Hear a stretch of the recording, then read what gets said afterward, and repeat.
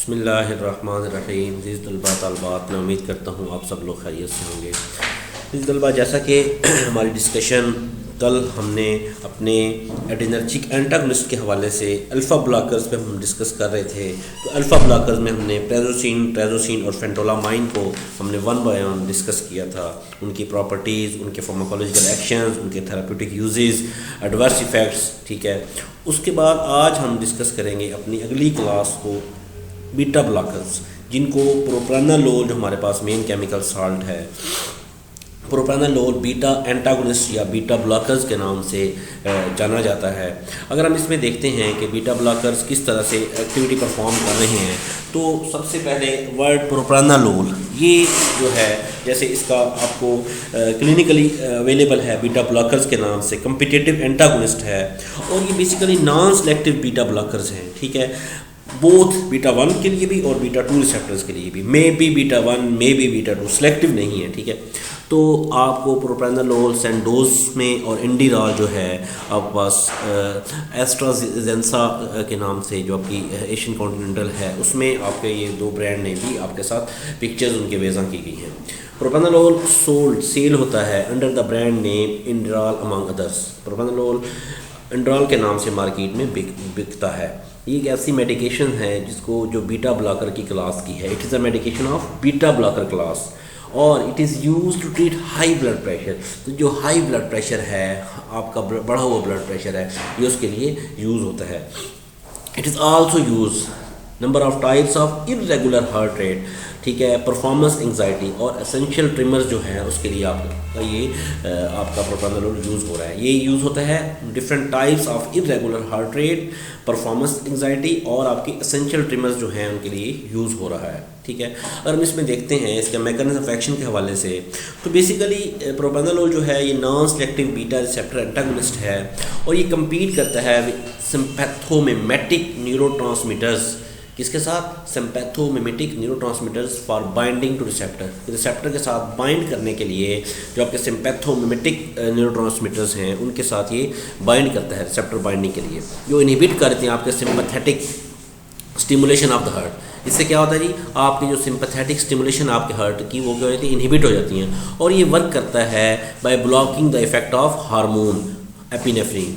आपके जो हार्मोन्स हैं एपिनेफ्रिन, उनको उनके ब्लॉकिंग इफेक्ट के तौर में ये वर्क कर रहा है और ये एज एन एड्रेनालिन के तौर पर ये मार्केट में जाना जाता है।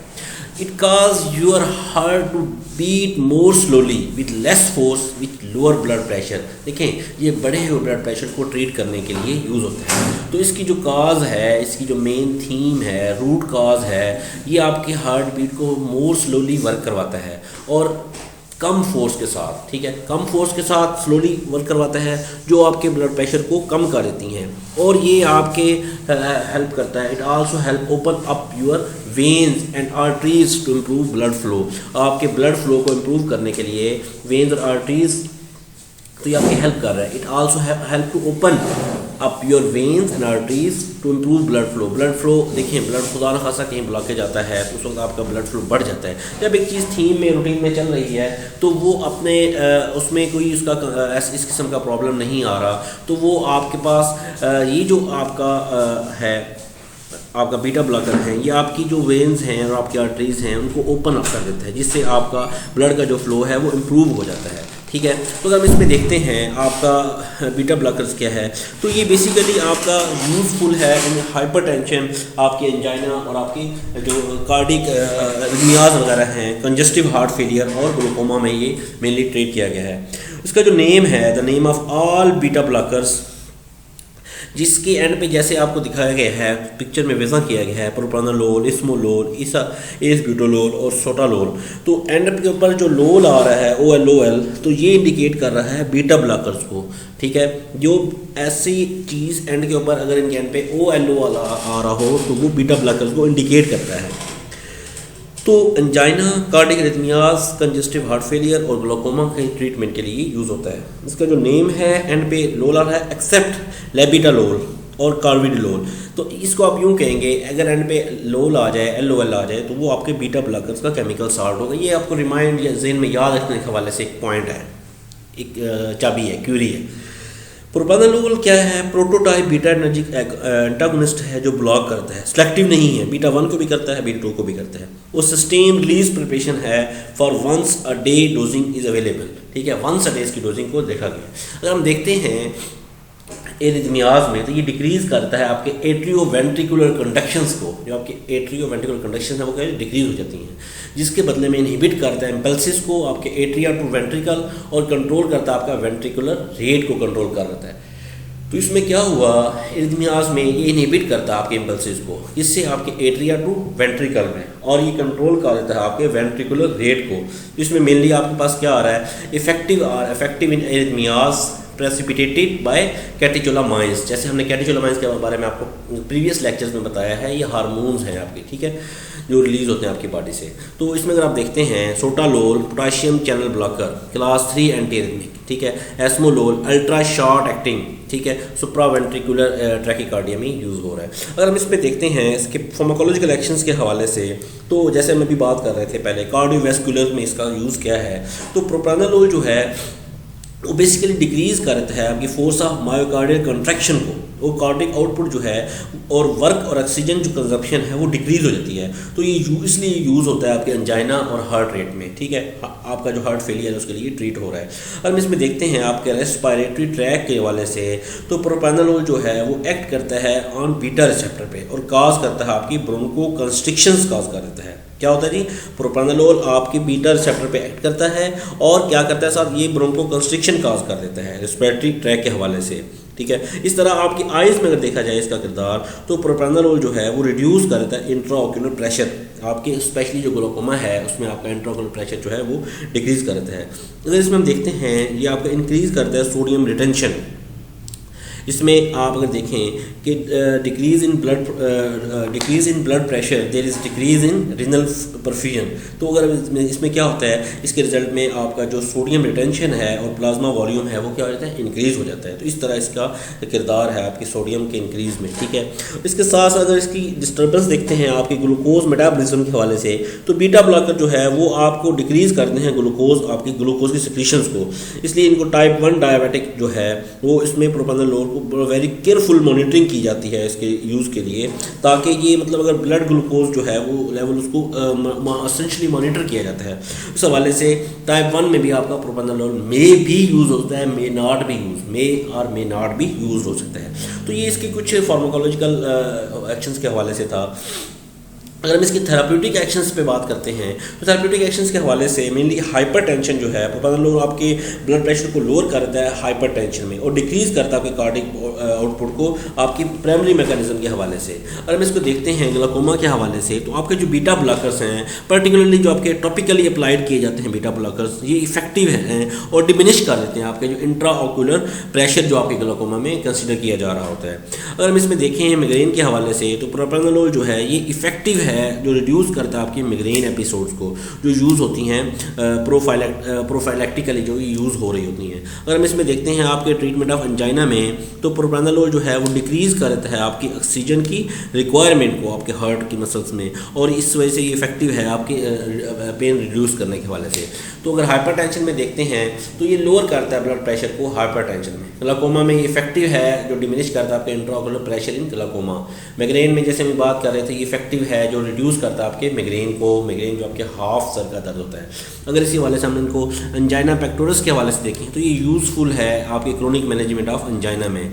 इसी तरह ये मायोकार्डियल जो आपकी इन्फेक्शंस हैं उनमें प्रोटेक्टिव इफेक्ट है आपका मायोकार्डियम के में इनका इसमें हवाले से देखा जा रहा है। अगर हम इसमें इसके साइड इफ़ेक्ट्स की बात करते हैं, एडवर्स इफेक्ट्स पे, तो मेनली आपके पास ये स्फीयर हाइपोटेंशन जो इसके हम चांसेस हैं कि हाइपोटेंशन के होने के इसमें आप इसको कंसीडर किया गया है। तो अगर इस देखते हैं ब्रोंको कंस्ट्रिक्शन हो जाती है, डिस्टर्बेंस आ जाती है आपके मेटाबॉलिज्म में, और सेक्सुअल इम्पेयरमेंट आप में इसमें कंसीडर की जा रही है। तो अगर इसमें देखें sodium retention, bradycardia, bronchospasm, CCF, congestive cardiac failure, hypoglycaemia, ये मेनली इसके जो हैं वो साइड इफ़ेक्ट्स आ रहे हैं। अगर इसमें फेटल देखा जाए तो आपके ब्रेडिकार्डिया और आपके इम्पेयर्ड जो है फेटल रिस्पॉन्स इसमें हाइपोक्सिया के हवाले से देखा गया है। जबकि न्यूनेंटल में हाइपोग्लाइसीमिया भी कंसिडर किया गया है। और इसकी फार्माकोकाइनेटिक्स के हवाले से अगर बात करें तो प्रोप्रानोलोल जो है ये रैपिडली और कम्प्लीटली अब्जॉर्ब है और इसका पीक प्लाज्मा लेवल जो है वो अचीव होता है 1 to 3 आवर आफ्टर इंजेक्शन। जब इसको हम इंजेस्ट कर देते हैं अपनी बॉडी में तो 1 से 3 आवर के बाद इसका प्लाज्मा पीक लेवल जो है, इसकी जो कंसनट्रेशन है, बायोअवेलेबिलिटी जो है उसको मॉनिटर किया जा सकता है। अगर मोर देन 90% जो ड्रग है वो आपकी बाउंड है प्लाज्मा प्रोटीन के साथ ब्लड में, तो इस तरह आपकी जो ब्लड जो ड्रग है इसमें फार्माकोकाइनेटिक्स के हवाले से प्रोप्रानोलोल जो 90% मोर देन 90% जो है जो यूज़फुल है और अवेलेबल होती है आपकी उस साइट पे। अगर हम ये हमारी 2 क्लासेस हैं कंप्लीट, अगर हम इसमें नेक्स्ट देखते हैं रिजरपाइन के हवाले से जो ड्रग इफेक्ट करती हैं आपके न्यूरोट्रांसमीटर रिलीज और अपटेक को, आपके एड्रेनर्जिक एंटागोनिस्ट की जो आखिरी क्लास थी तो उसके अंदर आपके पास जो केमिकल साल्ट था वो रिजरपाइन था। रिजरपाइन बेसिकली क्या है, ये ड्रग है जो यूज़ होती है आपकी हाई ब्लड प्रेशर को ट्रीट करने के लिए, usually in combination with thyroid diuretic और वेसोडाइलेटर। तो आप रिजरपाइन को मेनली यूज़ कर रहे होते हैं। लार्ज क्लिनिकल ट्रायल जो है इसके कंबाइंड ट्रीटमेंट में रिजरपाइन को इंडिविजुअली नहीं दे रहे होते, कंबाइंड ट्रीटमेंट दे रहे हैं जो थायराइड डायरेटिक के साथ कंबाइंड होकर आपकी बॉडी में ये रिड्यूस करते हैं आपकी मोर्टेलिटी को, पीपल की लोगों की मोर्टेलिटी हाइपर टेंशन के हवाले से इसकी जो मोर्टेलिटी है उसको ये रिड्यूस कर देते हैं। अगर हम इस पर देखते हैं कि आपके पास जो रिजरपाइन है इसके मैकेनिज्म एक्शन पे बात करें तो रिजरपाइन जो बेसिकली क्या है, ये लिपिड सॉल्युबल है और ये पेनिट्रेट करता है आपके ब्लड ब्रेन बैरियर में।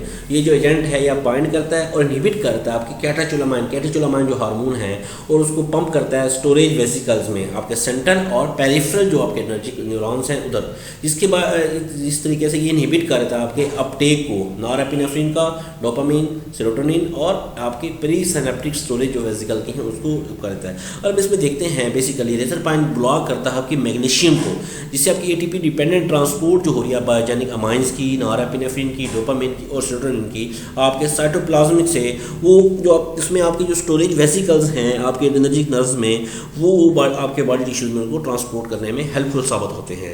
अगर हम इसके थेराप्यूटिक यूजेस पे बात करते हैं तो थेराप्यूटिक यूज के हवाले से रिजरपाइन जो है वो यूज़ होता है हाई ब्लड प्रेशर को ट्रीट करने के लिए।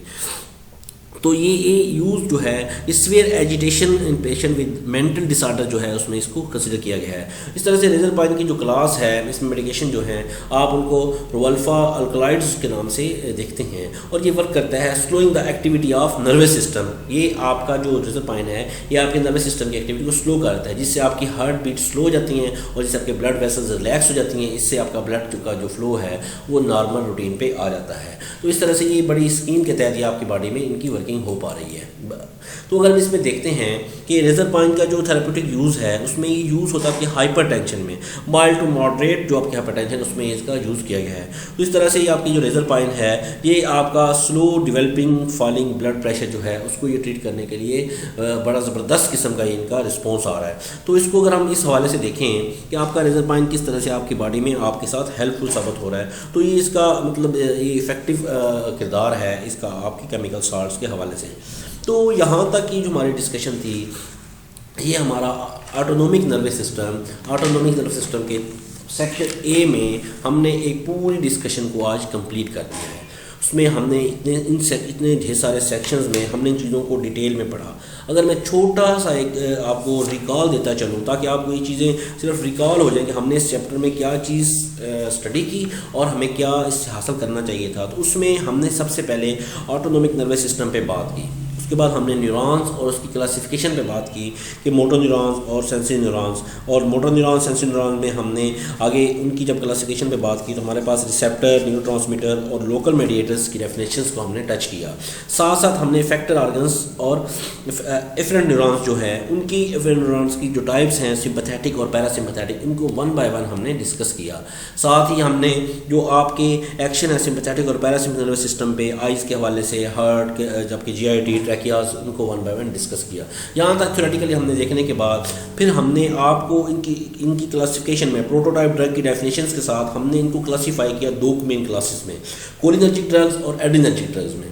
तो कोलिनर्जिक को हमने आगे 2 हिस्सों में डिवाइड किया, कोलिनर्जिक एगोनिस्ट और कोलिनर्जिक एंटागोनिस्ट। तो कोलिनर्जिक एगोनिस्ट और कोलिनर्जिक एंटागोनिस्ट को हमने 1 बाय 1 डिस्कस किया। इसमें हमारे पास मेनली एसिटाइलिन, फाइलोस्टिगमीन, इकोथायोफेट और पेल्डेक्साइन जो है वो यूज़ होते हैं। और इसके साथ साथ हमने एट्रोपिन, मेकामोलामाइन और सक्सिनाइलकोलिन और ट्यूबोक्लोराइन जो है इसको ट्रीट किया। और हमने एडिनर्जिक में एगोनिस्ट में हमने डायरेक्ट एक्टिंग एगोनिस्ट जिसमें हमारे पास एपिनेफ्रिन है, इनडायरेक्ट एक्टिंग में एम्फेटामाइन है, और मिक्स्ड एक्शन में आपके पास एफिड्रिन जो है उसको ट्रीट किया।